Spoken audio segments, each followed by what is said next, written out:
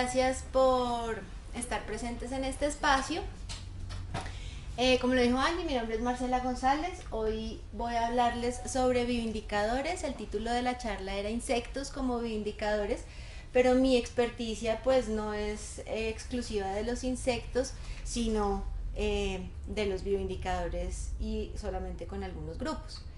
Me gustaría empezar pidiéndoles que imaginemos que estamos en alguna selva colombiana, en alguna selva del Chocó, en la que tal vez es posible percibir distintos aspectos de lo que implica estar inmersos en un sistema, en este caso en un ecosistema. Al estar en alguno de estos espacios, y si no han tenido la oportunidad de estar, tal vez este sea el mejor lugar dentro de la ciudad para intentar reconocer cuáles son todos esos elementos que hacen parte de un sistema. Eso fue lo que hizo desde pequeña una de las doctoras y científicas que más me ha llamado la atención durante el último año, y es la doctora Simard. La doctora Suzanne Simard hizo una investigación muy interesante en la que desde pequeña identificó en los bosques que visitaba con su abuelo leñador algunas características que le llamaron la atención de las raíces de los ecosistemas, de las raíces de los bosques canadienses. Y una vez se implicó con estos sistemas y creció, estudió para ser ingeniera forestal. Cuando inició su carrera se vinculó al proceso de investigación en bosques desde un lugar distinto al que tal vez Angélica y yo, que somos ecólogas, aprendimos en la universidad, y fue el tema de la industrialización, de la industria de los recursos. La doctora Simard entonces estaba envuelta en el tema de la deforestación. Ella era la encargada de identificar los parches de bosque en los que se podía hacer tala sistemática y elegir los elementos o los árboles que podrían llegar a ser talados. En medio de este ejercicio que la doctora Simard hacía en su profesión, pues encontró un dilema ético que la llevó a ella a preguntarse si en realidad lo que había estudiado le pertenecía, le permitía a ella resolver problemas o todo lo contrario. Lo que hacía era entonces generar aún más problemas, y entonces volvió a la universidad buscando una solución para esto. Esta imagen es una imagen desoladora desde mi perspectiva, y es una imagen además que contrasta con lo que actualmente pasa aquí. Si ustedes se dan cuenta, esto es un bosque que no nos corresponde, es decir, es un bosque de zonas altas en donde la diversidad es baja, pero aún así hay un sistema entre los organismos de esos bosques. Cuando la doctora Simard empezó en la universidad su nueva búsqueda, encontró que los investigadores en el laboratorio identificaban una relación, es decir, ellos reconocían que unas especies en laboratorio enviaban información a otras, o nutrientes, u hormonas, o este tipo de cosas. Y entonces se preguntó si era posible hacer una investigación en campo al respecto y verificar que esto sucedía, que efectivamente las plantas intercambiaban nutrientes a nivel radicular. Entonces inició su investigación en un bosque canadiense, y lo que hizo fue coger 3 especies importantes, 3 especies maderables, abedul, cedro y abeto, y las forró en plástico para luego inyectarles dos o tres tipos distintos de nutrientes. Cuando lo hizo, esperó, sufrió todos los problemas que sufre uno en campo cuando está haciendo investigación, y luego de un tiempo y de muchas réplicas identificó que efectivamente sucedía algo entre las especies, y era que una especie a la que le había inyectado carbono 14 y otra a la que le había inyectado carbono 13 estaban intercambiando nutrientes al medir los mismos cuando terminó el experimento. Para ella fue sorprendente porque efectivamente estaba sucediendo algo que no era evidente en el campo, y era que los árboles intercambiaban nutrientes por medio de sus raíces. Entonces, ustedes se preguntarán, bueno, estamos aquí para una charla en la que me van a hablar de bioindicadores y en particular de insectos. Pero quise empezar esta charla de esta manera porque considero que lo primero que debemos comprender es que somos parte de un sistema. Un sistema en el que los bioindicadores resultan ser solamente la punta del iceberg. Y en ocasiones nos permiten lidiar con dificultades y atender las mismas. Entonces la doctora comprendió que el bosque es un sistema interconectado a través de sus raíces, pero no solamente a través de sus raíces, sino a través de los hongos, elementos fundamentales que solo muestran una parte de lo que son. No sé si saben, pero los hongos son el organismo más grande que existe. Los hongos pueden abarcar todo un sistema boscoso. Un solo individuo puede abarcar todo un sistema boscoso. Y es a partir de esa interacción que existe entre ellos y los árboles que se da esta interconexión. Pero el tema no termina allí. Los hongos, aparte de conectar las raíces y transportar los nutrientes, les permiten a los árboles establecer toda una red. Y esta imagen es muy interesante porque los puntos más grandes representan o fueron representados por la doctora Zimmer como los árboles madre, los árboles núcleo, los árboles de los que se desprende toda la información y todos los requerimientos que los demás pueden tener. Entonces, ella identificó a través de múltiples experimentos que efectivamente los árboles madre transportaban información o llevaban información a través de sus raíces a otros árboles y plántulas del bosque. Pero además identificó algo aún más interesante, y es que los árboles madre lograban identificar en el sistema aquellas plántulas que les pertenecían, como nosotros a nuestros hijos. Los árboles madre les enviaban la mayor cantidad de información y la mayor cantidad de nutrientes específicamente a sus hijos. Lo hacían con todos los demás, pero las líneas que están más o mejor marcadas representan justamente eso, que los árboles madre transferían esta información con particular interés a sus plántulas y a los árboles más pequeños relacionados con su especie. Yo concibo el espacio en el que me muevo, no solamente el espacio de los ecosistemas naturales, sino el espacio en mi vida como un sistema en el que todos estamos interconectados. Y los bioindicadores a nivel ecosistémico representan solamente el elemento que nos permite leer a nivel biológico y ecológico lo que sucede en el sistema. Así pues, entonces inicié yo mis ejercicios de investigación sin tener muy claro cómo ni por qué con las mariposas. Y nunca tuve claro que era un bioindicador cuando inicié mi búsqueda profesional. Entonces los bioindicadores pueden considerarse especies o grupos de especies que nos señalan algunas características del ecosistema en el que nos movemos, tanto positivas como negativas, y llamamos negativas simplemente a elementos del sistema que señalan que existe un problema. Su presencia o ausencia nos señala que algo sucede en el sistema, y por lo tanto esto nos permite abordar el sistema comprendiendo que son ellos quienes nos dan muestras de que algo está sucediendo, al igual que lo que sucede a nivel social.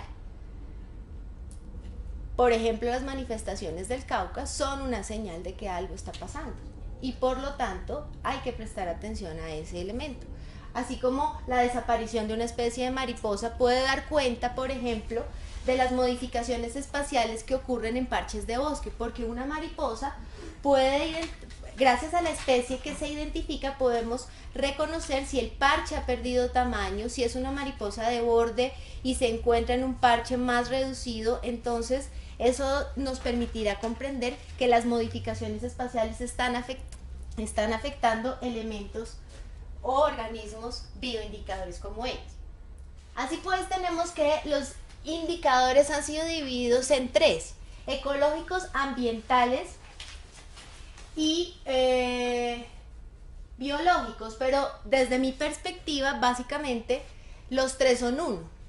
No se puede entender un bioindicador sin comprender que él mismo señala algo en particular. No importa si es una relación biológica directa o si es un elemento particular como la contaminación o si es una reducción de parches o aislamiento de los mismos.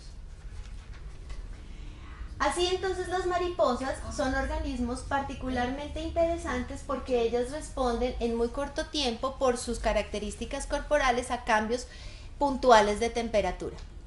Las mariposas además tienen ciclos de vida cortos, son organismos que se reproducen en cantidades importantes y eso permite hacer un estudio en el tiempo que nos permita evaluar los cambios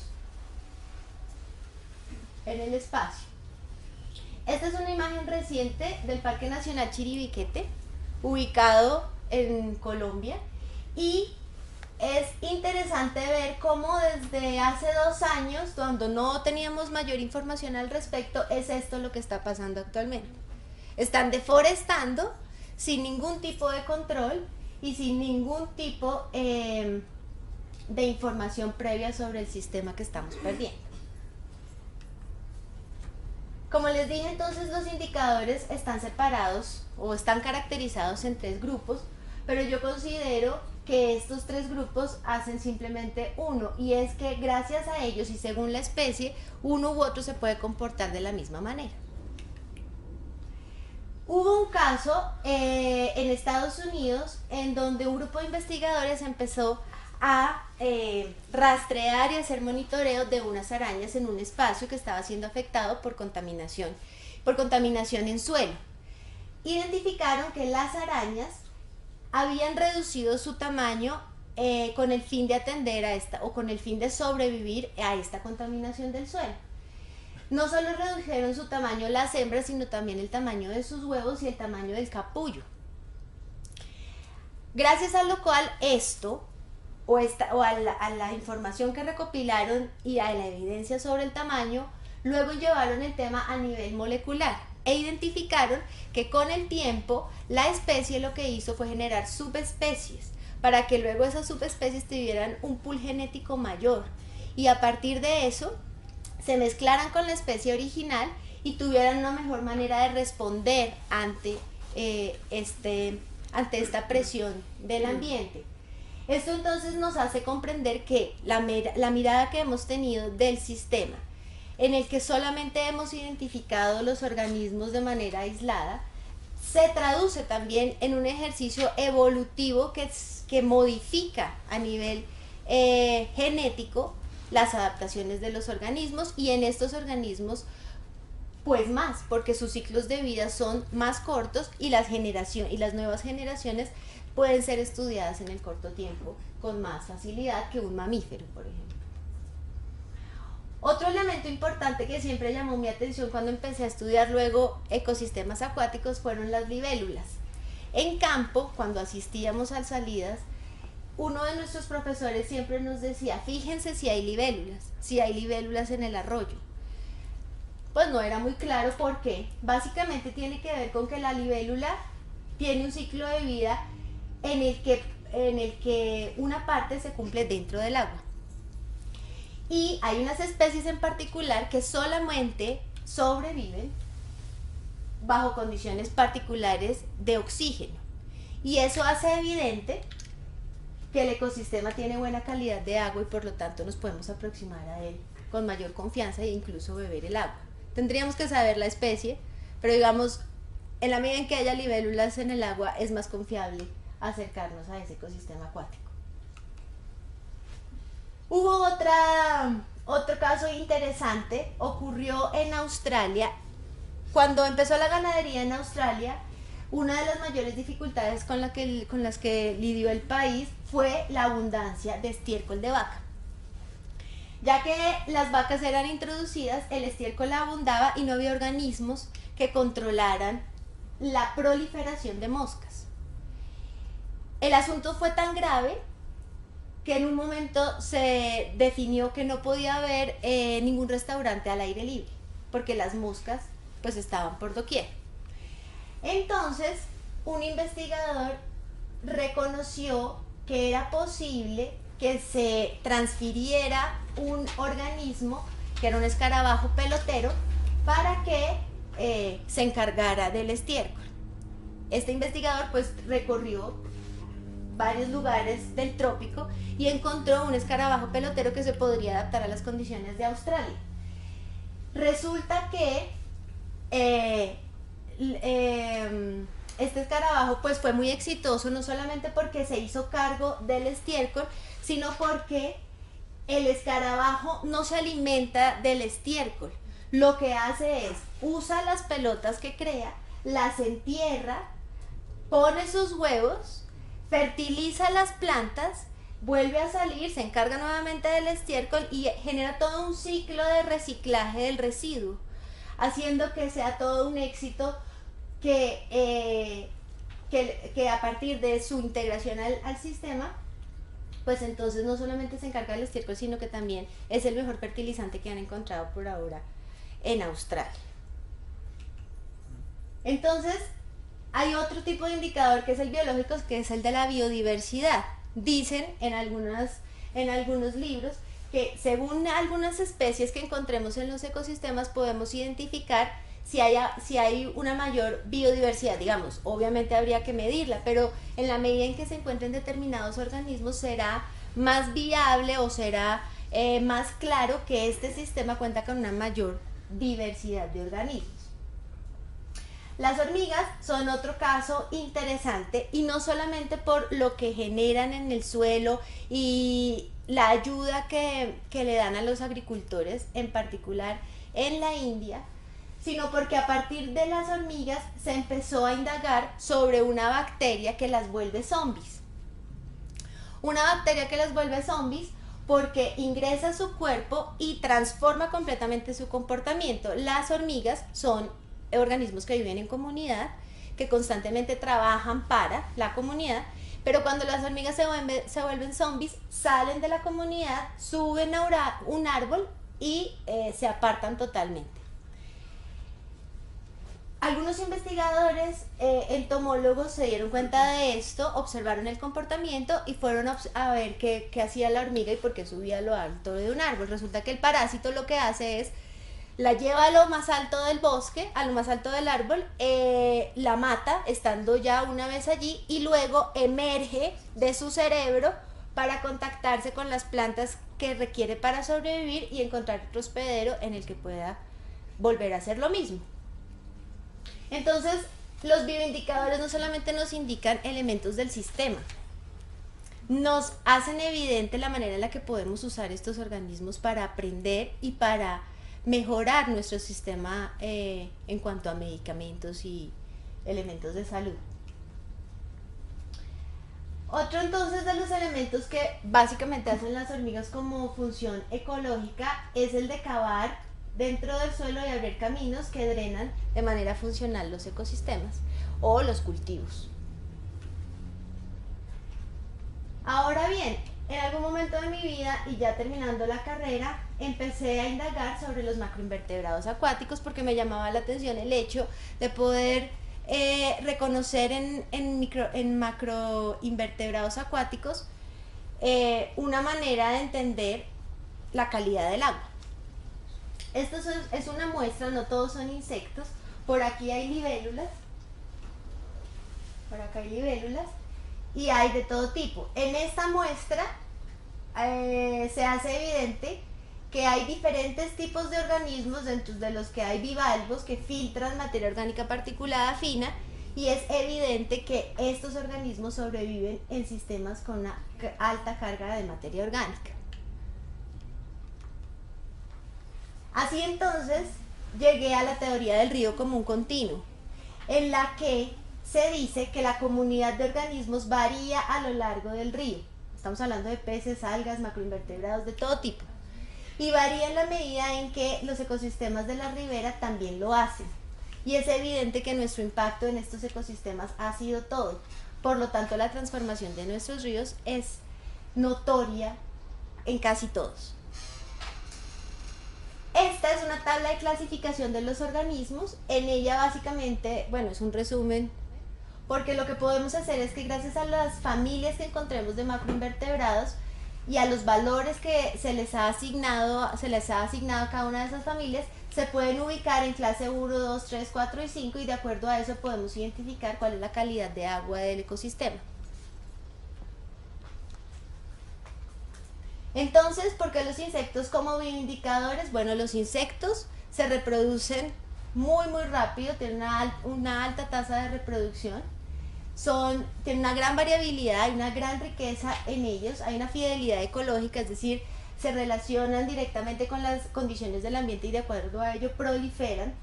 Hay una corta temporalidad y existe una alta fragilidad de algunas especies frente a cambios del ambiente. Son un éxito, los insectos son un éxito, como lo pueden ver aquí, y aquí solo se reconoce o se ha identificado 1.25 millones de las especies total del planeta, y 751.000 pertenecen a los insectos. Un grupo también importante son los hongos, porque frente a los demás organismos ocupan casi que el tercer lugar después de otros animales en los que están mezclados diferentes grupos. Entonces este éxito que han tenido los insectos a nivel reproductivo permite tener un amplio espectro de organismos con los cuales investigar y a los cuales dirigirse al momento de comprender un sistema. Y básicamente, en el estricto sentido de la biología, estas son las 5 condiciones que debe cumplir un organismo para ser bioindicador. Tener una taxonomía estable y bien conocida. Las mariposas son un grupo bien estudiado en Colombia, por eso se usan en la mayoría de investigaciones como bioindicadores. Debe tener una biología y historia conocidas, porque es la manera de contrastar qué ocurre con las especies una vez haya modificaciones en el sistema.